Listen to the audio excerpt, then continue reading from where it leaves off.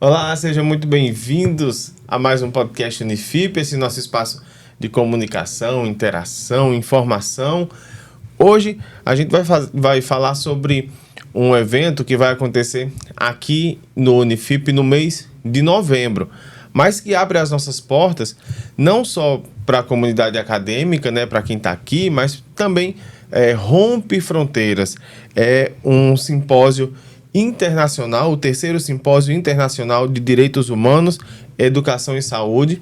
E para conversar comigo sobre esse assunto, eu recebo o professor Arnaldo Sukuma, que é professor, doutor e também coordenador do Núcleo de Direitos Humanos, Relações Étnico-Raciais e Meio Ambiente aqui do Unifip. Tudo bem, professor Arnaldo? Tudo bem, Mirvan. Obrigado pelo convite. E também cumprimento aos nossos telenautas e radiovintes que estão nos acompanhando nesse momento importante. E muito obrigado. Então vamos lá. O evento ele vai reunir diversas universidades, né, ex-professores, instituições de ensino, com palestrantes para discutir temas fundamentais como educação, cultura, promoção de direitos humanos. Vai também oferecer uma oportunidade única dos estudantes, professores e profissionais se atualizarem, trocarem experiências e refletirem sobre desafios e soluções para construir uma sociedade que a gente tão busca, mais justa e mais inclusiva.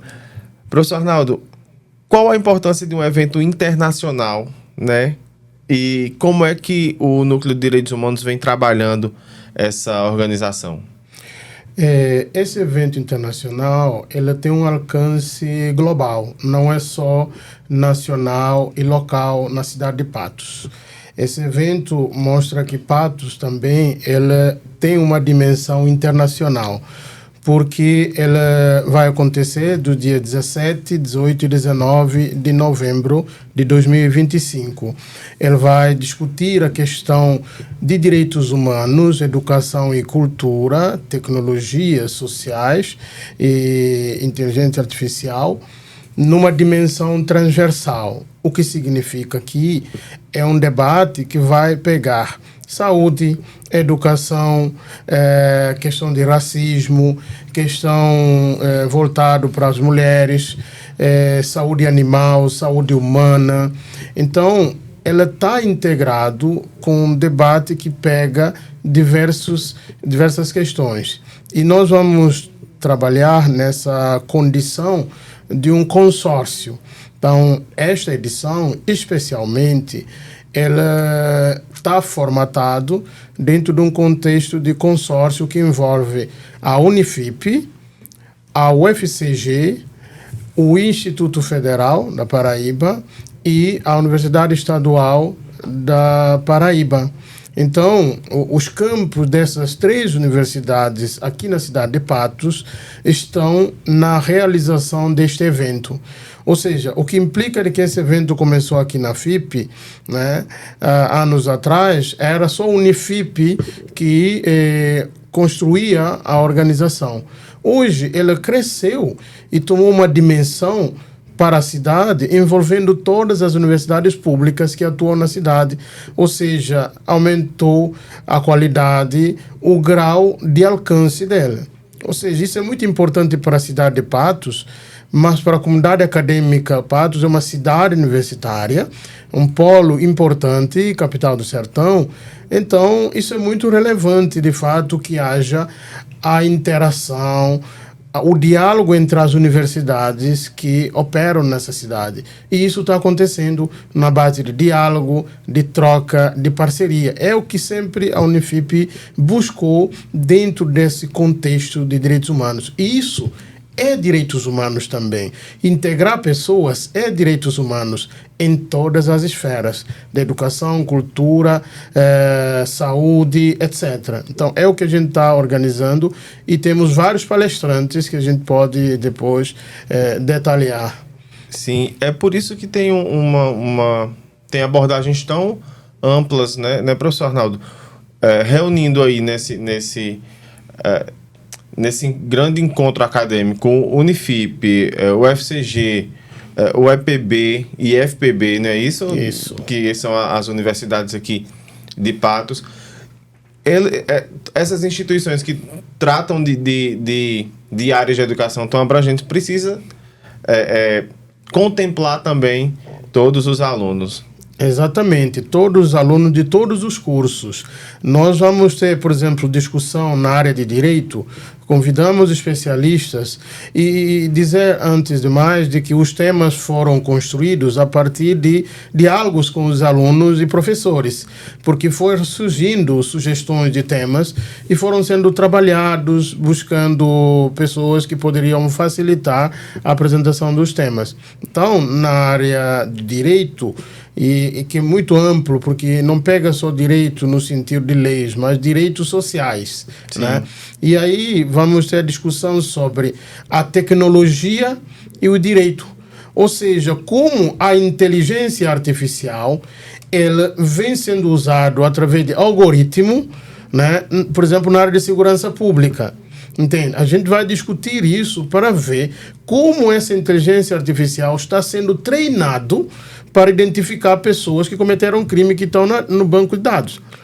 E aí nós vamos ficar muito surpresos, porque o trabalho vai trazer um debate para mostrar de que muitas dessas tecnologias, o treinamento dele ocorre por via de pessoas negras. Então, não há um equilíbrio, né, no treinamento de vários modelos de inteligência artificial, né, com pessoas dentro de um contexto interétnico. Então, você vai ficar muito surpreso quando observa de que algumas tecnologias dessas, vindo de diferentes países, o treinamento é feito com pessoas negras que cometeram crime. Então, por isso, a probabilidade de uma tecnologia treinada nesse contexto ser usada no Brasil, de identificar a pessoa que tem uma similaridade, uma semelhança no rosto com quem cometer crime, é muito grande e aí gera constrangimentos. Sim. Então, como o direito lida com isso? Por quê? Isso não se trata só de direito positivo na forma da lei, mas trata-se de um tipo de cultura, trata-se de um constrangimento social, né, que pode causar, né, um erro que pode acontecer. Sim. Nesse. E já houve casos, inclusive no Brasil, unir pessoas por um erro, né, de treinamento de um tipo de tecnologia que não foi trabalhado num contexto mais integral, numa diversidade étnica, para poder ter uma condição melhor de identificar pessoas que cometeram crime. Então, nós vamos ter discussão sobre, para alunos da área de veterinária e de saúde, discutir a relação de saúde única, ou seja, saúde do homem, saúde do animal e saúde ambiental, do ambiente onde nós vivemos. Ela interfere muito na nossa vida. Então, isso foi uma das preocupações também que foi colocado para trazer um debate como este dentro do evento, porque é preciso entender a nossa relação dentro dessa simbiose, desse contexto que envolve não só nós, enquanto seres humanos. Temos a natureza, temos os animais que vivem conosco. Então, principalmente os domésticos, como a gente lida com isso? E como a violência opera neste ambiente, entende? Inclusive a violência doméstica, né? Perpassando por questões animais. Entende? Então, vai ter debates também sobre a questão de medicina tradicional africana. Virá a professora Laura de Moçambique, né? Então, é uma presença internacional ligada ao CISCAM, que é o Instituto de Pesquisa para Mediterrâneo e África, né? Tem sede tanto na Itália quanto em Moçambique. E nós temos outros parceiros também que dialogamos a nível acadêmico, da Itália, de Moçambique, de Guiné-Bissau, na África, de Angola, né, de Portugal. Inclusive que nesse momento temos ações acadêmicas em parceria com essas instituições pelo mundo afora. Então, era isso que eu queria saber, professor. Como é essa articulação que é feita com esses profissionais, com essas outras instituições de ensino fora do Brasil, né, para trazê-los para participar? Tem o núcleo também de internacionalização do Unifip, que também é coordenado pelo senhor. Sim, e essa articulação se dá via o núcleo de internacionalização que estou à frente. Esse núcleo estabelece contatos institucionais para apresentar o interesse de parcerias acadêmicas que não termina só no campo acadêmico, termina tendo um braço social e entre outros elementos dentro da sua operacionalidade, na hora que a gente vai botar em prática um acordo de cooperação. Então, através desse núcleo, nós estabelecemos acordos e nesses acordos incluem também realização de eventos, seminários, simpósios, congressos, entre outros. É nessa base que estamos recebendo a professora Laura, que está conosco, e vamos ter também palestrantes das universidades públicas e privadas, estrangeiras, justamente para ter essa troca. Ainda há muita pouca troca no âmbito do conhecimento produzido na África, aqui no Brasil. Então é muito importante que se vê que a medicina também no continente africano, ela tem muitos avanços, seja na perspectiva da medicina tradicional, né, com base de fitoterapia, entende? Folhas, raízes, muito extremamente avançada, assim como também no âmbito da medicina moderna também, com todas as limitações, mas tem muitos avanços que é pouco conhecido, né, aqui, e que é necessário, de fato, que haja uma troca nessa perspectiva. Assim como os debates em relação à tecnologia social, por exemplo, que o pessoal de IF vai trazer uma contribuição nessa perspectiva, né? Essa tecnologia social, como ela dialoga com aspectos da energia solar, energia eólica, entende? Produzida pelo vento, pelo sol. Então, é um debate riquíssimo também para chamar a sociedade para discutir essas alternativas sociais e econômicas de energia também. Nesse caso, até alternativas essas que impactam até regiões próximas aqui a Patos, né? Com energia eólica. Exato. Também, fotovoltaicas, também tem um impacto na vida e no meio ambiente. Exatamente. Então, por isso, as discussões, elas são muito amplas. Então, que vão do campo... Tudo isso está dentro de direitos humanos, porque quando a gente discute acesso à energia, que tipo de energia, qualidade de energia, né, é direitos humanos, porque impacta na vida do ser humano, né? Seja por combustível fóssil, petróleo e outros derivados, ou seja, combustíveis que vêm a partir do petróleo, mas também como essas outras formas de gerar energia através de eólica e solar, discutir isso, né, no âmbito de reflexão sobre o futuro da humanidade, a nossa sobrevivência, ela também depende disso. Como podemos discutir para, de fato, termos a consciência, né, política sobre o papel de todo esse contexto, né, e como devemos lidar também com isso. É direitos humanos. Saúde é direitos humanos. Direito também está no âmbito de direitos humanos, né? E também quando a gente traz debates, por exemplo, voltado para o campo de tecnologia também, é direitos humanos, porque a tecnologia ela é pensada para servir o ser humano. Então, ela tem um papel, uma função importante na defesa de direitos humanos. Óbvio que justamente nesse debate para discutir como essas tecnologias estão sendo usadas. Se estão sendo usadas de fato para salvar vidas, para ajudar na qualidade de saúde, ou se de fato estamos nos perdendo no sentido do bom uso dessas tecnologias. Então é um debate que precisa estar nas escolas. Então, por isso, é muito relevante que as pessoas participem.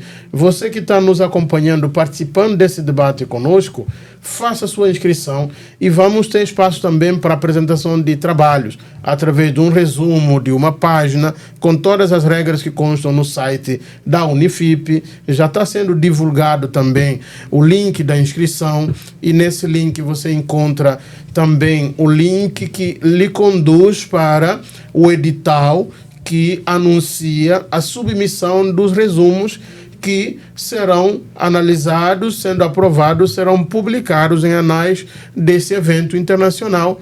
Ou seja, é muito importante.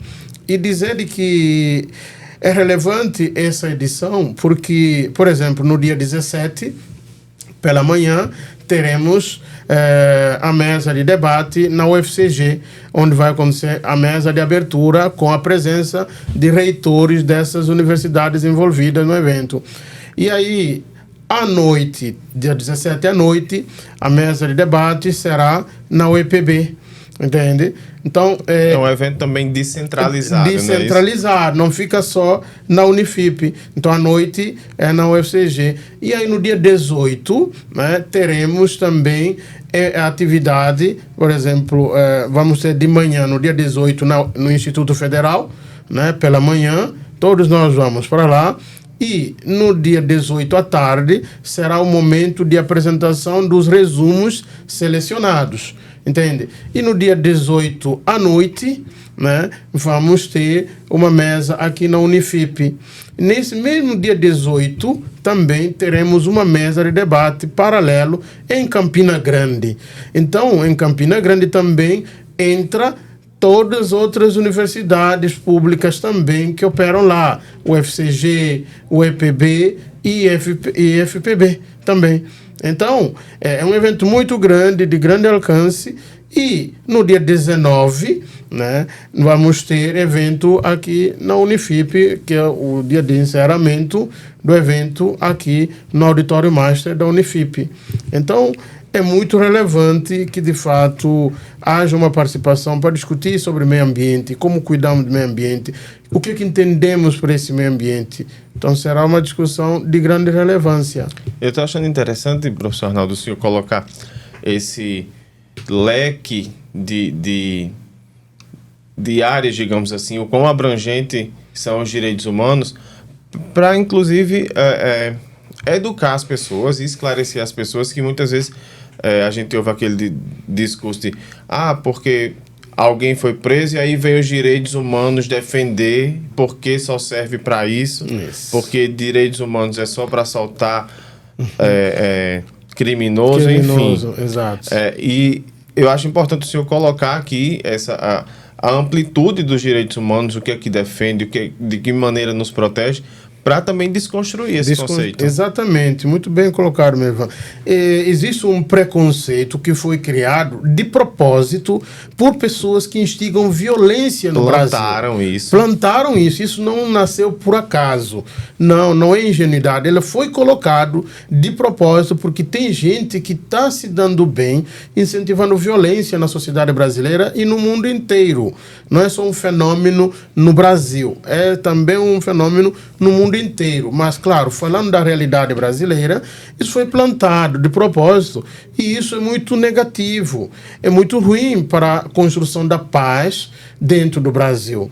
Porque, assim, direitos humanos é para todos. Quando a gente discute meio ambiente, estamos discutindo direitos humanos. Acesso à energia é direitos humanos. Acesso à comida é direitos humanos. Acesso à educação é direitos humanos. Acesso à discussão sobre acesso à internet é direitos humanos. Acesso à tecnologia é direitos humanos. Quando a gente vai discutir acesso à saúde, em toda a sua dimensão, saúde com o ser humano é direitos humanos. Saúde em relação ao ambiente em que nós vivemos, para não desmatar, é direitos humanos, porque quanto mais a gente desmata, vem consequência com falta de chuvas ou chuvas fora do normal. Então a consequência sempre vai vir fora do normal.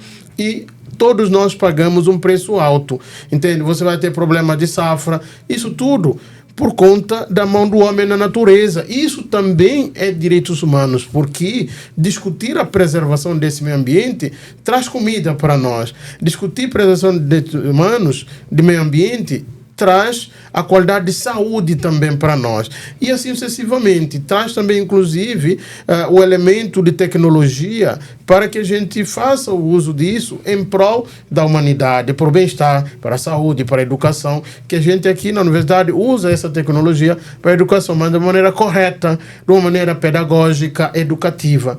Então, direitos humanos, ele não é para bandido, é para todos nós. E todos nós, em algum momento, necessitaremos dela. Eu já vi situações de pessoas que falavam mal de direitos humanos e diziam que direitos humanos é para bandido, e essas pessoas simplesmente se envolveram em crimes, entende? Em crimes, e depois tiveram que pedir os direitos humanos. Entende? Então, vamos desconstruir isso. Dizer, olha, isso não é verdade. Direitos humanos não prega injustiça. Pelo contrário, direitos humanos prega. Se o cidadão cometer crime, ele tem que ser responsabilizado pelo seu crime. Tortura, não. Não apoia a tortura, mas apoia a responsabilização pelo crime ou erro que a pessoa cometeu dentro da forma da lei. Agora, se o problema está na lei, então que melhore a lei. Mas o problema não é direitos humanos, definitivamente. Então, todos nós temos que ter compromisso de trabalhar na desconstrução dessa ideia. Por isso, quando a gente trouxe todos esses diferentes temas, é para dizer que direitos humanos é muito mais do que discurso falso sobre que direitos humanos é para bandido, mas que não é. E todos nós, a gente não precisa chamar nomes, mas a gente sabe muitas pessoas pelo Brasil afora que falam mal de direitos humanos, mas eles são primeiros a apelar pelo direito a um advogado, direito à comida, direito a tudo. Isso é o quê? É direitos humanos. É isso. É direitos humanos. Então, explicado e muito bem exemplificado, professor Arnaldo. Vamos seguir aqui com nossa conversa, porque eu queria que o senhor também trouxesse esse esclarecimento para as pessoas de como é que a educação e a cultura, elas se relacionam com a efetivação dos direitos humanos. Porque o que a gente vai ter aqui no Congresso não é só uma troca de experiências acadêmicas. Quando eu tenho um palestrante da África, um da Europa, ou melhor, um de Portugal, enfim, outro daqui, então a gente tem também uma convergência cultural aí. É verdade. E é muito importante porque direitos humanos, ele vai precisar da educação e da cultura. Primeiro que existe um conceito chamado educação em direitos humanos. É para dizer de que, para a gente trabalhar a proteção e defesa dos direitos humanos, o melhor caminho é pela educação. Mas essa educação tem que conversar com a cultura também. Então, esse evento ele vai trazer trocas culturais, ou seja, dentro do Brasil, nós já vamos ter várias diferenças culturais. De cidade para cidade, vai ter especificidade de comportamento de cada cidade. Algo que é especial daquela cidade. Que você que chega precisa aprender, entender os códigos culturais de certos comportamentos, de certas atitudes naquela cidade. Então, dentro do Brasil já é um mundo de diversidade cultural. E quando tem gente de outros países, então esse mundo se amplia, aumenta mais. Então, através da educação, entendemos de que é possível trazer um trabalho de sensibilização, de educar de como nós podemos preservar a nossa vida, a paz, mas a paz não é um elemento abstrato, ou seja, aquele elemento que não é concreto, ele é parte da realidade. Não podemos dizer que queremos a paz, mas batemos no outro. Ou seja, a paz ela começa por ação concreta, prática, e isso passa pela educação. A educação ela é praticada pelo gesto, pelas palavras, pela escrita. Então, nesse sentido, vamos reunir tudo isso em um gesto, mas com a escrita também, com o texto dos alunos, mas pela fala de pessoas, né, no debate, cada um vai poder falar, colocar questionamento, concordando, divergindo, entende? E também nós vamos ter, né, esse ambiente cultural, porque culturas diferentes vão se encontrar. As pessoas vão poder fazer amizade. Às vezes as pessoas vão poder aprender um com o outro sobre as experiências de cada um dentro do trabalho, direitos humanos, especialmente para a saúde, para a educação, para a cultura, para a área de tecnologia e entre outras. Então, nesse sentido, a cultura ela ajuda a preservar direitos humanos. Agora, qual o problema? Quando tem algum tipo de comportamento dentro de determinada cultura e que esse comportamento viola direitos humanos, e aí a sociedade precisa discutir para dizer, olha, embora seja da nossa cultura, mas isso não está certo. Então vamos ter que mudar isso, repensar isso. Por exemplo, a cultura de machismo, a cultura de violência contra a mulher. É uma cultura que existe na nossa sociedade brasileira. É um problema mundial, mas vamos focar na realidade brasileira.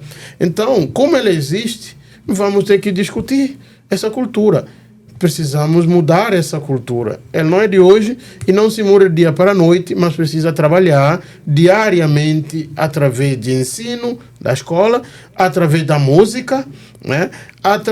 E vamos ter música, inclusive, também. Muito bom. Através da religião também. A religião tem muito a contribuir. E aí meu apelo aos líderes religiosos de diferentes religiões que existem no Brasil, que de fato tenham a contribuição efetiva na construção da paz e defesa de direitos humanos. E isso também é um caminho, é uma forma de educação, que contribui para defesa de direitos humanos. Então, eles também têm uma contribuição dentro da cultura. Então, por isso a cultura e a educação, eles dialogam dentro desse contexto para preservar e proteger direitos humanos e, ao mesmo tempo, também corrigir uma coisa, um comportamento que pode ser considerado que viola direitos humanos, pode ser corrigido. E esse processo de correção por isso é chamado processo, porque não se termina num dia, mas vai sendo trabalhado do ponto de vista pedagógico, caminho da educação, de aconselhamento. Professor, mas se a pessoa for aconselhada várias vezes e continua violando direitos humanos, por exemplo, pessoas que violam direitos humanos religiosos dos outros, a discriminação religiosa de outra pessoa. Bom, se a pessoa não escuta conselho, e aí a gente pega pelo caminho da lei, mas não tortura, a lei vai ser enquadrada, que a pessoa seja enquadrada dentro da legislação, que as autoridades competentes façam o trabalho deles. Isso é muito importante. Então, esse discurso de violência, de fato, é preocupante e é uma cultura. É uma cultura que a gente tem. E por isso, quando a educação dialoga com a cultura, ela consegue identificar os problemas que ontem não era problema, hoje são enxergados como problema. E aí, por isso, se fala choque de valores. Aqueles valores que no passado eram considerados normal, hoje nós temos outra geração que de fato esse valor começa a ter choque com novos valores que vão surgindo. E aí só o diálogo social, claro, com apoio da legislação, para poder direcionar todo esse caldo de conflito, de cultura, de construção, para poder ter um direcionamento que ajude a criar um mínimo de consenso, o mínimo de estabilidade para que as relações sociais e humanas sejam, de fato, aquela relação minimamente respeitosa, né? Na discordância, mas respeitosa, porque ela é muito relevante e ajuda também no processo de aprendizado. A educação, ela começa desde a infância, seja na educação informal, aquilo que não passa pela escola, assim como aquela educação formal que passa pela escola. Então, olha como é importante a educação e a cultura. E elas nos enriquecem. Mas a gente sempre precisa estar de olho, atento para cada elemento que vai construir essas duas áreas, para que, de fato, possa contribuir para dar qualidade, né, da educação e da cultura. Professor Arnaldo, o senhor já falou aqui da professora Laura, que será uma das palestrantes, que é de Moçambique. Quem o senhor já pode adiantar também como outros palestrantes aí do... Pronto, aí vamos ter o professor Felipe, né, do Instituto Federal, e vamos ter o professor da Universidade Federal de Campina Grande também, e vamos ter o professor Diogo, né, que dá aulas em Recife, né, na FAMA. Ela vai discutir a questão de provas técnicas, né, forense, porque muitas vezes, pessoas são presas ou acusadas sem provas. Então, como essas provas são coletadas? Então, é um elemento muito importante, porque ajuda também a desconstruir aquela ideia de acusar sem ter elementos probatórios. Isso é muito importante. Isso ajuda a diminuir até o conflito, né, que existe entre pessoas, né, que convivem numa sociedade. E vamos ter também outros palestrantes, como a professora Vânia, que é vice-reitora da Universidade Estadual da Paraíba. Vice-reitora, olha, nomes importantes, né? A professora Ivonilde, ela vai trazer contribuição sobre a população quilombola, que é uma população também marginalizada em termos de acesso a vários direitos, acesso à água potável, e a Unifip, nesse sentido, está contribuindo com nossos pesquisadores. Temos ações nessas comunidades, em Santa Luzia e na cidade da Várzea. Então, é muito relevante que, de fato, as pessoas participem para acompanhar essa experiência, porque a população quilombola, ela, de fato, precisa ser mais conhecida pela sociedade brasileira, né? E é pouco conhecida, de fato. Então, vamos trazer esse debate para discutir também o papel dessa comunidade, né, na sociedade brasileira. Então, isso é muito importante. Vamos ter também professor Josias, da Universidade Católica de Pernambuco, que também é uma das parceiras na organização do evento, né? E ele vai discutir a questão do meio ambiente, né? Então, é de grande relevância também nessa perspectiva de discutir a relação do homem com o meio ambiente, né? Então, são experiências muito relevantes que vamos poder trazer para compreender aonde estamos e para onde queremos ir. Isso é muito importante. Se a gente entender hoje, podemos construir o futuro pensando de que não há futuro sem defender direitos humanos. Porque assim, se a gente não defender direitos humanos, não sabemos nem se chegaremos no futuro, porque vamos nos matar tudo. Verdade. Então, é melhor a gente entender. E vamos ter que entender também de que na sociedade nem sempre a gente vai ganhar, mas a gente precisa construir consenso, o caminho de meio que é possível. Isso ajuda a distensionar, né? A sociedade muito tensionada não ajuda. É muito importante que compreendamos de que sempre vai ter discordâncias, mas ela tem que acontecer com respeito, né? Com consideração.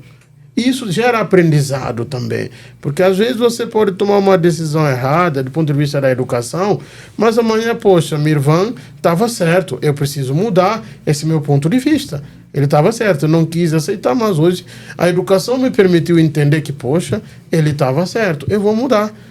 Eu ganho, você ganha e a sociedade ganha. Então é muito relevante este contexto de debate que a gente, de fato, pretende promover no mês de novembro aqui. Então pedimos e agradecemos às empresas que estão apoiando o evento, não tem nome aqui completo, mas são diversas empresas que estão contribuindo para que esse evento seja de grande sucesso. Olha, enquanto o professor Arnaldo estava falando aqui, eu estava mexendo no celular, não estava olhando no WhatsApp, não. Eu estava procurando exatamente o link de inscrição do simpósio para passar para vocês. É pelo site event3.com.br. Acessando, você digita lá na busca Terceiro Simpósio Internacional de Direitos Humanos, Meio Ambiente e Sustentabilidade, e aí você já vai encontrar o link para se inscrever no nosso evento. Tem a programação, tudo bem explicadinho aqui. Eu vou pedir também para Ricardo colocar na descrição aqui do nosso episódio o link para você se inscrever e aí participar de 17 a 19 de novembro do terceiro Simpósio Internacional de Direitos Humanos, Educação e Cultura aqui do Unifip. Professor Arnaldo, quero agradecer a presença do senhor aqui, esclarecedora, explicativa, né? Abrindo os nossos olhos e as nossas mentes também para esse assunto tão importante que são os direitos humanos. Eu também agradeço, em nome dos meus colegas, os diretores da UFCG, Patos, professor Wolflan, o diretor do Instituto Federal, o professor Ronaldo, e o diretor da Universidade Estadual da Paraíba, professor Ginaldo, né? Nós estamos nessa coordenação, e também aos meus colegas coordenadores e coordenadoras de cursos aqui da Unifip, gestores de núcleos de pós-graduação que estão contribuindo ativamente nesse processo. Então, agradeço também aos nossos telenautas, radiovintes, e convido que façam inscrição, participem, seja aqui dentro da FIP, na UFCG, na UEPB e no IF, mas participem. É muito importante a vossa presença nesse debate. Vamos construindo um caminho de diálogo, um caminho de preservar direitos humanos, compreender de que ele é muito útil e necessário para todos nós. Mas ele não pede o caminho de injustiça, pelo contrário, ele exige responsabilização, mas sem dentro da lei, sem tortura, sem violência física, violência verbal, violência psicológica, violência patrimonial, nada disso. Justamente é o que a gente vai tentar promover. Então é isso. E aí eu aproveito também para agradecer a todo mundo que nos acompanhou. Tem muito mais conteúdo aqui no nosso podcast. É só você dar play aí nos nossos outros episódios. Um abraço, valeu mais uma vez, até a próxima.